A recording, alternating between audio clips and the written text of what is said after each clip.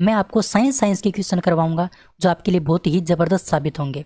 आप किसी भी एग्जाम की तैयारी करते हैं राजस्थान के अंदर, चाहे वो पटवारी हो चाहे वो रीट हो, तो जो साइंस के क्वेश्चन हैं वो मैं आपको करवाने वाला हूँ। तो अच्छे से जितने भी क्वेश्चन आज पेपर आज तक हुए हैं उन सभी क्वेश्चन पेपर का जो डिस्कस है वो आपके सामने मैं करूँगा। अगर आपको वीडियो पसंद आता है तो मेरा अच्छे तरीके से सपोर्ट कीजिए, अच्छे से मेरा साथ दीजिए, जिससे कि आपको भी कुछ सीखने को मिले और मैं भी आपके लिए बहुत बेहतर कर सकूं। चलिए वीडियो को स्टार्ट करते हैं और आज हम बात करते हैं पटवारी का जो एग्ज़ाम हुआ था 2016 में। 2016 में जो पटवारी का एग्ज़ाम हुआ था उसके बारे में डिस्कस करने वाले हैं। उसमें जो साइंस के जो क्वेश्चन पूछे गए थे उनके बारे में हम चर्चा करेंगे। चलिए शुरू करते हैं। तो दोस्तों इसमें जो क्वेश्चन पूछे गए थे वो आपके 41 नंबर क्वेश्चन से स्टार्ट हुए थे आपके। तो 41 से आगे मैं आपको करवाने वाला हूँ। 41 तक जो क्वेश्चन है दोस्तों वो आपके साइंस के नहीं हैं, वो आपके जीके के हैं। चलिए बात करते हैं 41 नंबर क्वेश्चन से। ये रहा साहब 41 नंबर क्वेश्चन आपके सामने। चलिए हाँ 41 नंबर क्वेश्चन से स्टार्ट करते हैं, अच्छे से आपको देखना है। चलिए आपके सामने क्वेश्चन है कि एक बच्ची एक जादुई दर्पण के सामने खड़ी है। एक बच्ची है वो क्या है, एक दर्पण के सामने खड़ी है और वो एक प्रकार का जादुई दर्पण है। अच्छा, वह अपने प्रतिबिंब में अपना सिर तो बड़ा देखती है, शरीर का जो मध्य भाग है वो समान आकार का देखती है, और जो उसके पैर हैं वो उसको कैसे दिखाई देते हैं, छोटे दिखाई देते हैं। पैर उसके छोटे दिखाई दे रहे हैं, उसका सर बड़ा दिखाई दे रहा है और उसके शरीर का मध्य भाग उसको समान आकार का दिखाई दे रहा है। अगर हम बात करते हैं ऊपर से नीचे की तरफ चलते हैं तो ऊपरी सिरे से जादुई दर्पण में संयोजन का क्रम क्या होगा। देखिए ये मान लो एक लड़की है, ये लड़की किसी दर्पण के सामने खड़ी है, ये मान लो दर्पण है। तो इस दर्पण में अपना जो सर जो देख रही है, अपना जो सिर देख रही है वो तो क्या देख रही है, बड़ा देख रही है ना। और जो बीच का जो भाग है, मध्य भाग, वो समान आकार का दिखाई दे रहा है इस दर्पण के अंदर। और जो नीचे के जो पैर हैं वो इसको क्या दिखाई दे रहे हैं, छोटे दिखाई दे रहे हैं।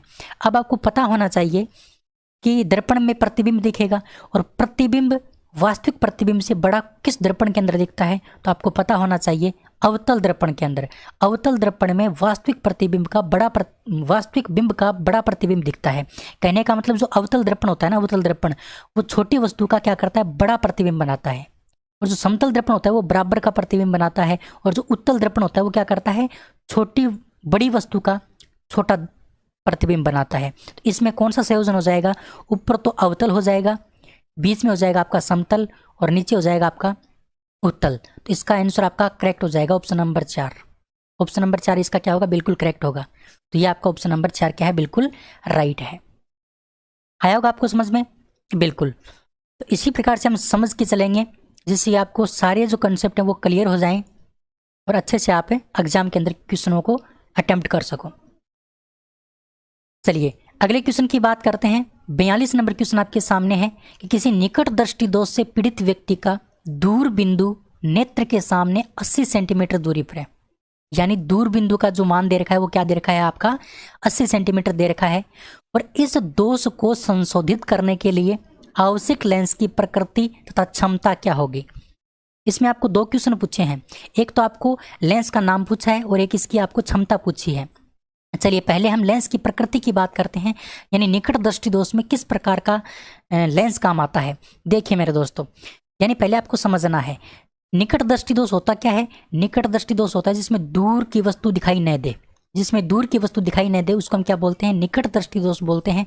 और निकट दृष्टि दोष में होता क्या है, मान लो ये हमारी आंख है, ठीक है, और पीछे से क्या रहा है, कोई प्रकाश की किरण आ रही है, और यहाँ पर हमारे आंख के अंदर एक उत्तल दर्पण की भांति उत्तल लेंस की भांति एक लेंस होता है, और वो लेंस क्या करता है, इस प्रकार से चित्र बनाता है इस रेटिना के ऊपर, यहाँ पर चित्र बनाता है।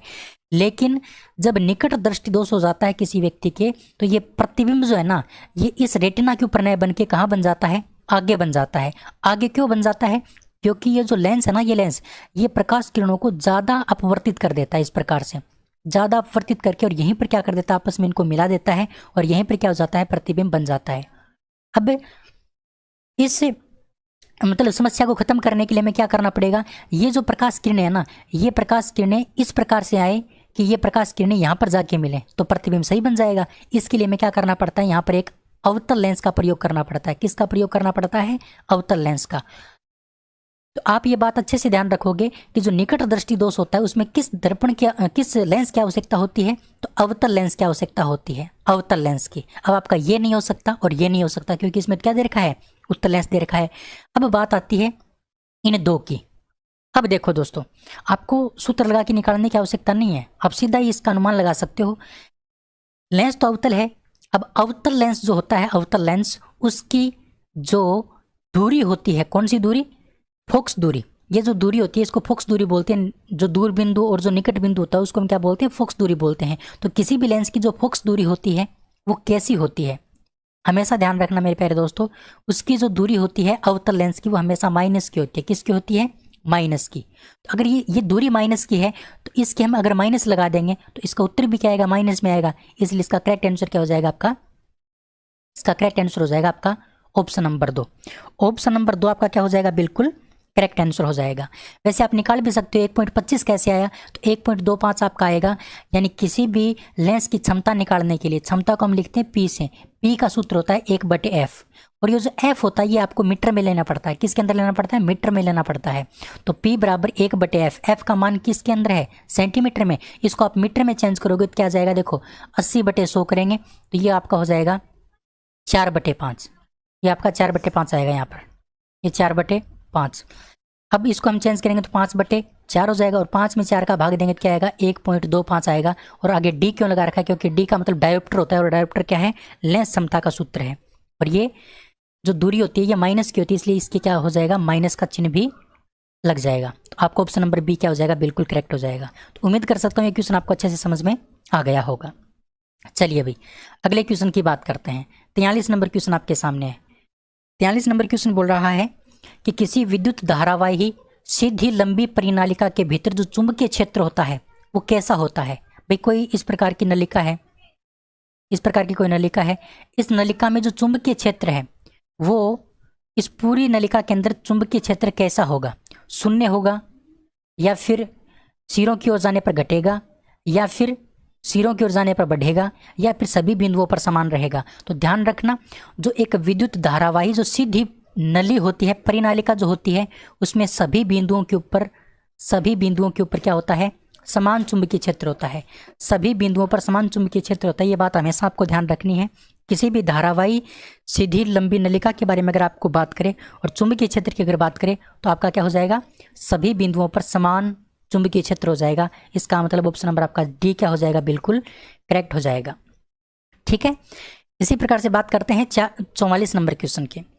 44 नंबर क्वेश्चन है आपके सामने कि TI प्लास्मिड जो आनुवंशिक इंजीनियरिंग में प्रयुक्त होता है यह किससे प्राप्त होता है।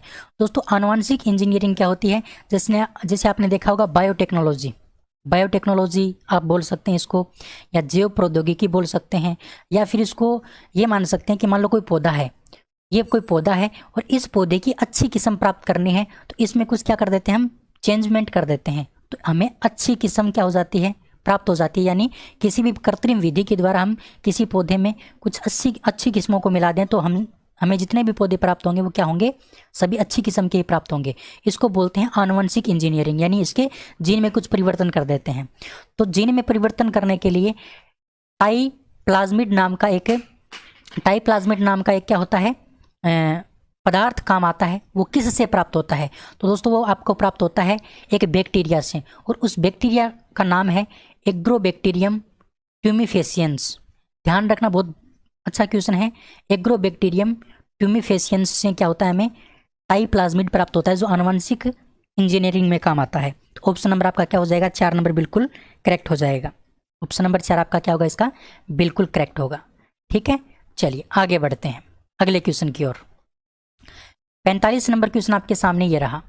देखिए, हार्मोन उत्पादन से संबंधित एक फलन है, यानी इनमें से हार्मोन स्रावित किससे होता है। तो देखिए सबसे पहले बात करते हैं पोन्स की। तो पोन्स एक मस्तिष्क का भाग होता है, तो इससे किसी भी प्रकार का कोई हार्मोन उत्पन्न नहीं होता। समुद्री घोड़े से भी क्या नहीं होता, हार्मोन उत्पन्न नहीं होता। अस्थि मज्जा से भी क्या नहीं होता, हार्मोन उत्पन्न नहीं होता। तो फिर हार्मोन उत्पन्न होता किससे है, तो दोस्तों हाइपोथैलेमस से। हाइपोथैलेमस एक मस्तिष्क का भाग होता है, लेकिन ये अंतःस्रावी ग्रंथि के रूप में काम करता है। किसके रूप में काम करता है, अंतःस्रावी ग्रंथि के रूप में काम करता है। इसलिए इस हाइपोथैलेमस से क्या प्राप्त होता है, हार्मोन प्राप्त होता है। और उस हार्मोन का नाम भी आपको ध्यान रखना है, उस हार्मोन का नाम है गोनेडोट्रोपिन।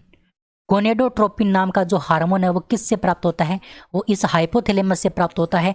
और दोस्तों ये जो गोनेडोट्रोपिन हार्मोन होता है, ये गोनेडोट्रोपिन जो हार्मोन होता है, ये पीयूष ग्रंथि से निकलने वाले हार्मोन के ऊपर क्या करता है, नियंत्रण रखता है। पीयूष ग्रंथि से निकलने वाले हार्मोन के ऊपर क्या करता है, नियंत्रण रखता है। और इस पीयूष ग्रंथि को हम क्या बोलते हैं, मास्टर ग्रंथि बोलते हैं। क्या बोलते हैं, मास्टर ग्रंथि बोलते हैं। अब देखो मास्टर के ऊपर नियंत्रण कौन रख रहा है, ये हाइपोथैलेमस रख रहा है। भाई हाइपोथैलेमस मास्टर ग्रंथि के ऊपर क्या करता है, नियंत्रण रखता है, कंट्रोल रखता है। इसलिए इस हाइपोथैलेमस को भी क्या कहा जाता है, मास्टर ऑफ मास्टर ग्रंथि कहा जाता है। मास्टर ऑफ मास्टर ग्रंथि भी इसको कहा जाता है। मास्टर ऑफ मास्टर ग्रंथि क्यों कहा जाता है, क्योंकि हाइपोथैलेमस मास्टर ग्रंथि का भी मास्टर है। यानी मास्टर ग्रंथि यानी पीयूष ग्रंथि, पीयूष ग्रंथि के ऊपर ये नियंत्रण रखता है, इसलिए इसको मास्टर ऑफ मास्टर ग्रंथि भी बोलते हैं। और दोस्तों हाइपोथैलेमस को एक नाम से और जाना जाता है, वो नाम है आपका master of orchestra. Master of orchestra के नाम से भी इसको जाना जाता है, जो इतना इंपॉर्टेंट नहीं है, लेकिन ये मास्टर ऑफ मास्टर ग्रंथि बड़ा इंपॉर्टेंट है। ऑप्शन नंबर आपका क्या हो जाएगा, 1 बिल्कुल करेक्ट हो जाएगा। अगले क्वेश्चन की बात करते हैं। तो अगला क्वेश्चन 46 नंबर क्वेश्चन आपके सामने है कि आरबीसी का जीवन काल कितना होता है। तो सभी को पता है मेरे दोस्तों, बिल्कुल सिंपल सा क्वेश्चन है। आरबीसी का जो जीवन काल होता है वो 120 दिन होता है। कितना होता है, 120 दिन। आरबीसी का जो जीवन काल है वो 120 दिन का होता है। 120 दिन के बाद में आरबीसी क्या हो जाती है, खत्म हो जाती है। और आरबीसी की जो मृत्यु होती है, आरबीसी की जो मृत्यु होती है वो कहाँ पर होती है दोस्तों, वो प्लीहा के अंदर होती है। कहाँ पर होती है, प्लीहा में। इसीलिए प्लीहा को क्या कहा जाता है, आरबीसी का कब्रिस्तान कहा जाता है। आरबीसी का कब्रिस्तान किसे कहा जाता है, आरबीसी का जो कब्रिस्तान कहा जाता है वो इसी प्लीहा को कहा जाता है, क्योंकि प्लीहा की यहाँ पर 120 दिन के बाद क्या हो जाती है, मृत्यु हो जाती है। उसके बाद अगर हम बात करते हैं आरबीसी के बारे में, तो दोस्तों आरबीसी के अंदर केंद्रक पाया जाता है। लेकिन दो ऐसे प्राणी हैं, एक तो नाम है ऊंट और एक है लामा। इनकी जो आरबीसी होती है, इसकी आरबीसी में केंद्रक नहीं पाया जाता। इसके अंदर जो आरबीसी उसमें क्या नहीं पाया जाता, केंद्रक नहीं पाया जाता है। अन्य सभी स्तनधारी प्राणियों के अंदर क्या पाया जाता है, आरबीसी में केंद्रक पाया जाता है, लेकिन ऊंट और लामा की आरबीसी में केंद्रक नहीं पाया जाता। अच्छा, आरबीसी के बारे में एक बात आपको और ध्यान रखनी है दोस्तों, जो सबसे बड़ी आरबीसी होती है, बड़ी आरबीसी किसके अंदर होती है, तो सबसे बड़ी आरबीसी होती है ऊंट के खून के अंदर। ऊंट का जो ब्लड होता है उसमें सबसे बड़ी आरबीसी होती है, ध्यान रखना, ठीक है। और ये कुछ बातें आपको ध्यान रखनी थी। एक बात आपको और ध्यान रखनी है, यानी अगर हम ऊंचाई पर जाते हैं, जैसे जैसे ऊंचाई पर जाएंगे वैसे वैसे आरबीसी की संख्या भी बढ़ेगी और इसका आकार भी बढ़ेगा। अच्छा, कितनी मीटर की ऊंचाई पर कितनी प्रतिशत की वृद्धि होती है, तो ध्यान रखना प्रत्येक 4200 मीटर ऊंचाई पर क्या होती है, 30% की वृद्धि हो जाती है। किसके अंदर वृद्धि होती है ये ध्यान रखना, इसके आकार और संख्या दोनों में वृद्धि होती है जैसे जैसे हम ऊंचाई पर जाते हैं। और 4200 मीटर की ऊंचाई पर 30% की वृद्धि इसके आकार और संख्या में हो जाती है। उम्मीद कर सकता हूँ क्वेश्चन के जो फैक्ट हैं वो आपको अच्छे से समझ में आए होंगे। फिर भी अगर आपको कोई तकलीफ महसूस हो रही है इस पेपर के अंदर, या मेरे पढ़ाने में कोई तकलीफ आपको लग रही है, तो आप कमेंट कर सकते हैं। नेक्स्ट वीडियो में इसका सॉल्यूशन आपको जरूर मिलेगा। चलिए अगले क्वेश्चन की बात करते हैं, 47 नंबर क्वेश्चन की। 47 नंबर क्वेश्चन आपके सामने है कि निम्नलिखित विषाणु में से कौन सा विषाणु आम सर्दी का कारण बनता है। यानी हमारे सर्दी जुकाम जो होती है वो कौन से वायरस के कारण होती है, कौन से विषाणु के कारण होती है, उस विषाणु का नाम आपको बताना है।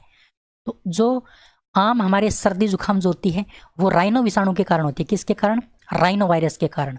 ध्यान रखना, राइनो विषाणु के कारण हमारी आम सर्दी जुकाम होती है। और दोस्तों राइनो वायरस के बारे में आपको बता दूं, पहले ये खुद एक प्रकार का वंश हुआ करता था।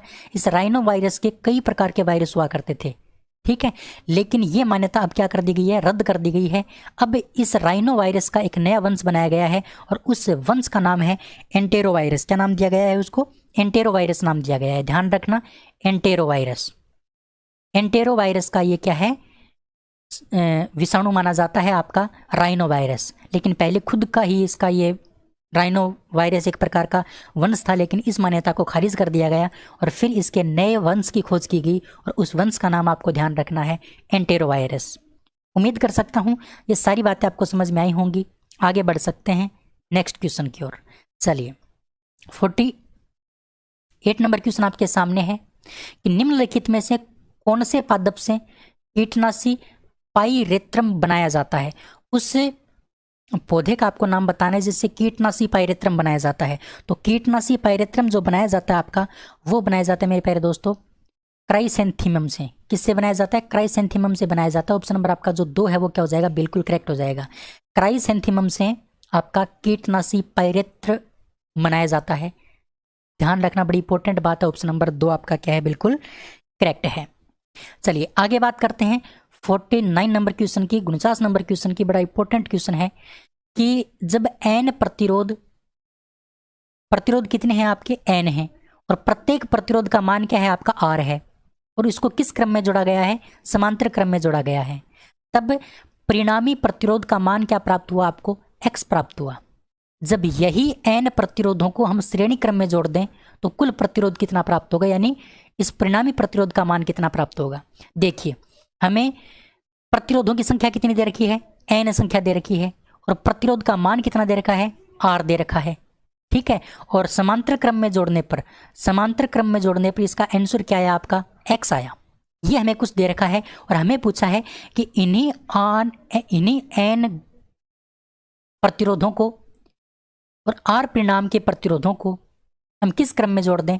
से श्रेणी क्रम में जोड़ दें तो इसका आंसर क्या होगा, ये आपसे पूछा है। तो देखिए, मैं इस आर को क्या मान लेता हूं? मैं इस आर को मान लेता हूं 5 मान लेता हूं। मैं मान लो मैंने 5 मान लिया, ठीक है, और एन की जगह मैंने मान लिया 3। एन का मान मैंने 3 मान लिया और आर का मान मैंने 5 मान लिया। इसका जो आंसर होगा वो तो आपका ऑप्शन नंबर 4 होगा। अब ये ऑप्शन नंबर 4 क्यों होगा, इसको समझने के लिए मैं आपको एक उदाहरण बताता हूं।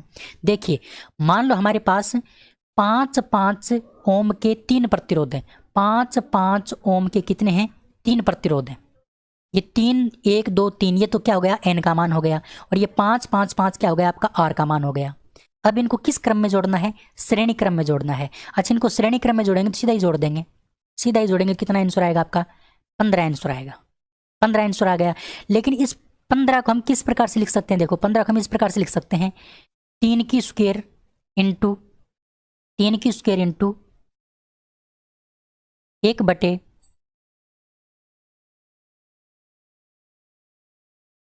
इंटू 15 को हम लिख सकते हैं 3 की स्क्वायर इंटू 5/3। अच्छा, ये 5/3 कहाँ से आया? ये 5/3 मैं आपको बताऊंगा कहाँ से आया। ये 5/3 कहाँ से आया मैं आपको बताऊंगा। देखिए, पहले इसको किस क्रम में जोड़ा गया था? समांतर क्रम में जोड़ा गया था। तो इनको समांतर क्रम में जोड़ के देखो, समांतर क्रम में अगर हम जोड़ते हैं तो इस प्रकार से जोड़ते हैं 1/5 प्लस 1/5 प्लस 1/5, इसी प्रकार से जोड़ते हैं। तो देखो, ये जो 1/5 को जोड़ेंगे तो इसका आंसर कितना आएगा? 3/5 आएगा। ये जो 3/5 जो मान आया है वो 1/r का मान आया है। हमें किसका मान चाहिए? हमें तो r का मान चाहिए। तो r का मान हम करेंगे तो कितना आ जाएगा? 5/3 हो जाएगा, क्योंकि इसको भी हम अगर बदलेंगे ना, ऊपर ले जाएंगे तो इस संख्या को भी बदल देंगे तो ये 5/3 हो जाएगा। और ये 5/3 आपका क्या है? ये 5/3 आपका समांतर क्रम का उत्तर आया है, और समांतर क्रम के उत्तर को हम क्या बोलते हैं? x बोलते हैं। तो ये x का मान आपका कितना आ गया?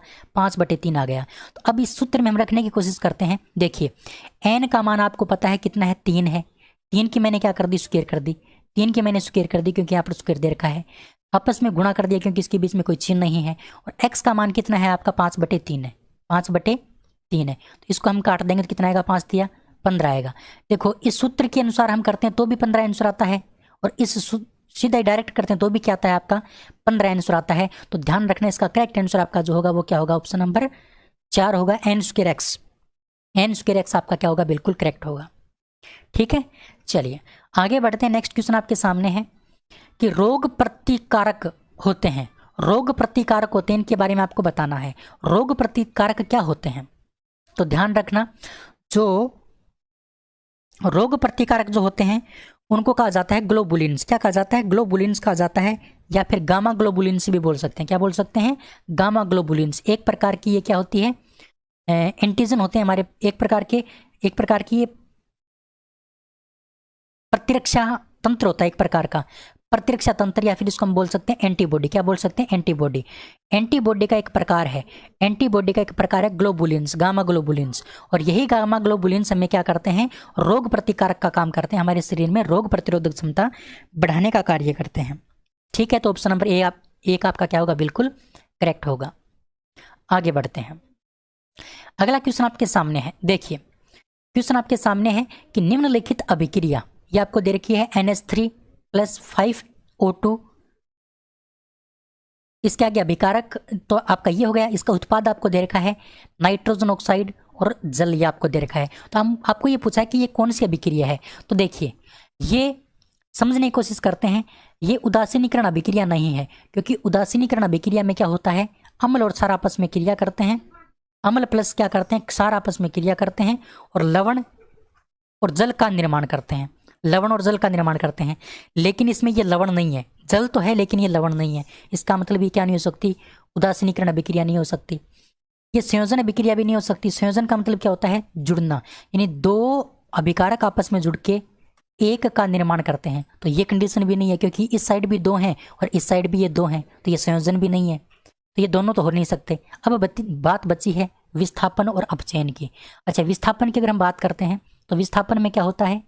एक तत्व किसी दूसरे तत्व को विस्थापित करता है। तो आप देख सकते हैं अच्छे से, यहाँ पर N के साथ में क्या लगा है?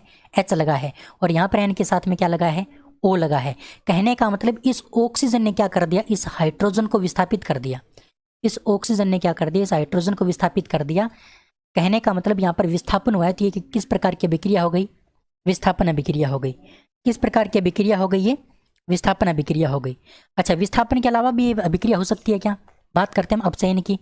तो अपचयन यहाँ पर देखो रेडोक्स दे रखा है, तो ये अपचयन नहीं है, ये रेडोक्स, यहाँ पर रेडोक्स नाम आएगा, है ना, रेडोक्स, क्योंकि इंग्लिश का ही सही माना जाता है, हिंदी का सही नहीं माना जाता है। आपने कभी भी इंट्रैक्शन पढ़े हैं तो आपको यहाँ पर रेडोक्स नाम दिया मिलेगा, अच्छे से समझना इस बात को। तो ये रेडोक्स अभिक्रिया भी है। रेडोक्स का मतलब क्या होता है? रेडोक्स का मतलब होता है जिसमें उपचयन और अपचयन दोनों प्रकार की अभिक्रिया होती है। जिसमें अपचयन और उपचयन दोनों प्रकार की जो अभिक्रिया है उसको हम क्या बोलते हैं? रेडोक्स अभिक्रिया बोलते हैं। तो इसमें दोनों प्रकार की अभिक्रियाएं हो रही हैं। कैसे? देखो, उपचयन का मतलब होता है ऑक्सीजन का जुड़ना, और अपचयन का मतलब होता है ऑक्सीजन का कमी होना। यहाँ पर देखो N के साथ में ऑक्सीजन जुड़ा है, N के साथ में ऑक्सीजन जुड़ा है, इसका मतलब इन दोनों के बीच में क्या हो गया? इन दोनों के बीच में हो गया आपका उपचयन। इन दोनों के बीच में क्या हो गया? उपचयन हो गया। और यहाँ पर देखो, यहाँ पर ऑक्सीजन है पहले, यहाँ पर ऑक्सीजन 2 है, और यहाँ पर अब कितना है? ऑक्सीजन 1 है। इसका मतलब ऑक्सीजन की क्या हो गई? कमी हो गई। इसका मतलब ये क्या हो गई? अपचयन भी हो गई। तो इस अभिक्रिया के अंदर दोनों प्रकार की अभिक्रियाएं हैं, इसलिए इसका आंसर क्या हो जाएगा? आपका सी आंसर बिल्कुल करेक्ट हो जाएगा। कहने का मतलब ए व सी दोनों, ए और सी आपका क्या होंगे? दोनों होंगे। ये विस्थापन अभिक्रिया भी है और आपकी रेडोक्स अभिक्रिया भी है। क्या है? आपकी रेडोक्स और विस्थापन दोनों प्रकार की अभिक्रिया है। उम्मीद कर सकता हूँ ये क्वेश्चन आपको अच्छे से समझ में आया होगा। वैसे आपने बेसिक चीज़ें कुछ पढ़ रखी होंगी, वैसे मैं आपको बेसिक भी करवाने वाला हूँ। जैसे ये क्वेश्चन जो हमारी सीरीज है, जैसे ये पेपर खत्म होते हैं उसके बाद मैं आपको थ्योरी करवाऊंगा बहुत ज़बरदस्त वाली। ठीक है, चलिए अगले क्वेश्चन की बात करते हैं। 52 नंबर क्वेश्चन की बात करते हैं, 52 नंबर क्वेश्चन की बात करते हैं। तो 52 नंबर क्वेश्चन है कि 18 कैरेट सोने में कितना % सोना होता है? 18 कैरेट सोने में कितने % सोना होता है? तो देखिए, शुद्ध सोना कितने कैरेट का होता है? शुद्ध सोना आपका 24 कैरेट का होता है। यहाँ पर मान कितना दे रखा है? कितना दे रखा है? 18 दे रखा है। तो आपको पता है, जैसे आपके टोटल 50 नंबर है, 50 में से आपके कितने आए? 30 नंबर आए। तो बताइए आपके कितने % बने? यही तो बात दे रखी है यहाँ पर। टोटल कितने हैं आपके? 24 कैरेट हैं, उसमें से कितने कैरेट हैं? 18 कैरेट आपको दे रखे हैं। तो बताइए इसका प्रतिशत कितना होगा? तो आपको पता है, इस प्रकार का प्रतिशत निकालने के लिए हम क्या करते हैं? दी गई मात्रा में हम कुल मात्रा का भाग देते हैं और गुणा में क्या करते हैं? 100 करते हैं। तो इसको हम क्या करेंगे? हल करेंगे ना। तो इसको अगर हम हल करेंगे तो इसका आंसर आएगा आपका 75%। इसका आंसर क्या आएगा आपका? 75% आएगा। तो 18 कैरेट सोने में कितना कैरेट सोना हो जाएगा? 75% सोना हो जाएगा, और 25% कुछ अन्य पदार्थ हो जाएंगे, जैसे तांबा हो गया या फिर चांदी हो गया। ठीक है ना। इसी प्रकार से अगर आपको दे दे कि 20 कैरेट सोने में, 20 कैरेट सोने में कितना सोना होगा, तो आप निकाल सकते हैं दी गई मात्रा बटे कुल मात्रा गुणा 100। अगर आप इसको हल करेंगे तो जो भी इसका आंसर आएगा वो क्या हो जाएगा? आपका सोने की प्रतिशत मात्रा हो जाएगी। ठीक है, उम्मीद करता हूं ये क्वेश्चन आपको बड़े अच्छे से समझ में आ गया होगा। अगले क्वेश्चन की बात करते हैं, 53 नंबर क्वेश्चन की। 53 नंबर क्वेश्चन है कि डीसी जनरेटर में आर्मेचर में उत्पन्न विद्युत होती है, यानी जो डीसी जनरेटर होता है उसमें विद्युत धारा कैसी उत्पन्न होती है, डीसी उत्पन्न होती है या फिर एसी उत्पन्न होती है। तो आपको पता है मेरे दोस्तों, डीसी के अंदर आपकी कौन सी धारा उत्पन्न होगी, डीसी धारा उत्पन्न होगी। ऑप्शन नंबर ए आपका क्या हो जाएगा, बिल्कुल करेक्ट हो जाएगा। ऑप्शन नंबर ए आपका क्या हो जाएगा, बिल्कुल ए करेक्ट आंसर हो जाएगा। चलिए 54 नंबर क्वेश्चन की बात करते हैं। 54 नंबर क्वेश्चन आपके सामने है कि एक समान चुंबकीय क्षेत्र में घूर्णन करती कुंडली में प्रेरित विद्युत वाहक बल अधिकतम होगा। अधिकतम प्रेरित विद्युत वाहक बल कब होगा एक घूर्णन करती हुई कुंडली के अंदर, कब होगा? जब दोस्तों अगर इस क्वेश्चन की अगर हम बात करते हैं, अगर इस क्वेश्चन की हम बात करते हैं तो इसका जो करेक्ट आंसर आपका होगा वो होगा ऑप्शन नंबर 3। जब कुंडली से जुड़े फ्लक्स में परिवर्तन की दर अधिकतम होगी, फ्लक्स में परिवर्तन की दर अगर अधिकतम होगी तभी प्रेरित विद्युत वाहक बल का मान क्या होगा, अधिकतम होगा। क्योंकि विद्युत वाहक बल जो होता है वो किसके ऊपर डिपेंड करता है, वो फ्लक्स के ऊपर डिपेंड करता है। अगर फ्लक्स में परिवर्तन ज़्यादा हो रहा है तो प्रेरित विद्युत वाहक बल का मान अधिकतम होगा। अगर फ्लक्स का मान कम हो रहा है तो प्रेरित विद्युत वाहक बल का मान क्या हो जाएगा, कम हो जाएगा। तो यहाँ पर अधिकतम की पूछिए तो यहाँ पर क्या हो जाएगा आपका, फ्लक्स में परिवर्तन की दर अगर अधिकतम होगी तभी ये विद्युत वाहक बल क्या होगा, आपका अधिकतम होगा। इसका मतलब ऑप्शन नंबर आपका सी क्या हो जाएगा, बिल्कुल करेक्ट हो जाएगा। ऑप्शन नंबर 3 आपका क्या हो जाएगा मेरे प्यारे दोस्तों, सही हो जाएगा। चलिए अगले क्वेश्चन की बात करते हैं। अगला क्वेश्चन आपके सामने है कि निम्न में से किस प्रकार का आरएनए प्रसंस्करण में भाग लेता है। आरएनए प्रसंस्करण में कौन सा आरएनए भाग लेता है? तो ध्यान रखना बड़े अच्छे से, आरएनए प्रसंस्करण में आपका एचएनआरएनए भाग लेता है, यानी विजातीय नाभिकीय आरएनए भाग लेता है। ऑप्शन नंबर 4 आपका क्या होगा, बिल्कुल करेक्ट होगा। विजातीय नाभिकीय जो आरएनए होता है वही आपका आरएनए प्रसंस्करण में क्या लेता है, भाग लेता है। ऑप्शन नंबर आपका डी क्या है, बिल्कुल करेक्ट है। इसी प्रकार से अगला क्वेश्चन है कि एक पारिस्थितिकी तंत्र में ऊर्जा का स्रोत क्या होता है। एक पारिस्थितिकी तंत्र जो होता है उसमें ऊर्जा का स्रोत क्या होता है, तो आपको ध्यान रखना है। देखिए कोई भी पारिस्थितिकी तंत्र है, इसमें यानी पेड़ पौधे भी हैं, इसमें सूर्य भी है, इसमें और छोटे मोटे जीव भी हैं, जैसे मनुष्य भी है, गाय भेड़ बकरी भी हैं। तो आपको पता है ये जो भी गाय भेड़ बकरी या शेर चीता जो भी होते हैं वो किसके ऊपर डिपेंड रहते हैं, वो डिपेंड रहते हैं इस पौधों के ऊपर। और पौधे अपना भोजन कहाँ से प्राप्त करते हैं, पौधे अपना भोजन सूर्य से प्राप्त करते हैं, सूर्य की रोशनी से प्राप्त करते हैं। तो जो सूरज की रोशनी होती है, सूरज की जो रोशनी होती है वही क्या होती है, आपका ऊर्जा का स्रोत होता है। ऊर्जा का स्रोत जो होता है वो सूर्य की रोशनी होती है। सूर्य की रोशनी से पौधे अपना भोजन करते हैं। पौधों को मनुष्य या फिर गाय भेड़ बकरी खाते हैं और उनको चीता शेर वो खाते हैं। इसी प्रकार से आगे चलता रहता है, यानी ये एक श्रृंखला बन जाती है।